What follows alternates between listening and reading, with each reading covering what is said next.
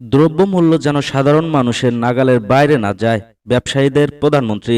রমজানে দ্রব্যমূল্য যেন সাধারণ মানুষের নাগালের বাইরে না যায় সেই বিষয়ে ব্যবসায়ীদের সতর্ক করেছেন প্রধানমন্ত্রী তারেক রহমান।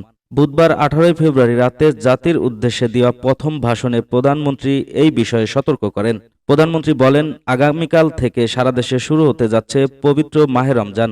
আমি দেশবাসীকে পবিত্র মাহে রমজানের শুভেচ্ছা জানাই। রমজানের আত্মশুদ্ধির মাস। আমরা যদি আত্মশুদ্ধি শব্দটির মর্মার্থ উপলব্ধি করি তাহলে এই মাসে মানুষের ভোগান্তি বাড়ার কথা নয়। যদিও আমাদের অনেকের মধ্যে এই মাসটিকে ঘিরে ব্যবসায় অধিক মুনাফা লাভের প্রবণতা লক্ষণীয়।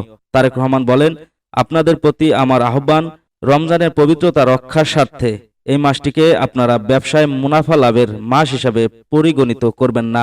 দ্রব্যমূল্য যেন সাধারণ মানুষের নাগালের বাইরে না যায় এই ব্যাপারে ব্যবসায়ীরা সতর্ক থাকবেন।